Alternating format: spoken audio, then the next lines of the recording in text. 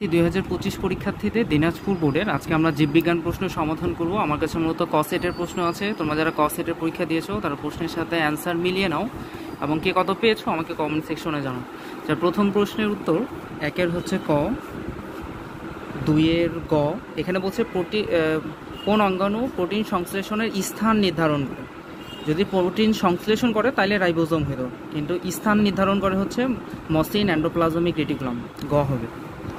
তিনের ঘ, চারের ক, পাঁচের গ, ছয়ের ক, সাতের হচ্ছে খ ঘিতকুমারী, আটের খ, নয়ের গ, দশের খ, এগারোর ক, বারোর ঘ, তেরোর ক, চোদ্দোর খ, পনেরোর ঘ, ষোলোর গ, সতেরোর গ, আঠারোর খ, উনিশের ঘ, বিশের গ, একুশের খ, বাইশের ঘ, তেইশের ক, চব্বিশের খ এবং সর্বশেষ 25-এর ক। যদি কোনো প্রশ্নের সমাধান ভুল মনে হয় আমাদেরকে কমেন্টস করলে সেই প্রশ্নটা অ্যানালাইসিস করে আবার কমেন্টসে তার সঠিক উত্তর দিয়ে দেবে। সবার আগে সকল প্রশ্নের সমাধান পেতে আমাদের চ্যানেলটিকে সাবস্ক্রাইব করে দাও এবং আমাদের পেজে ফলো দিয়ে দাও।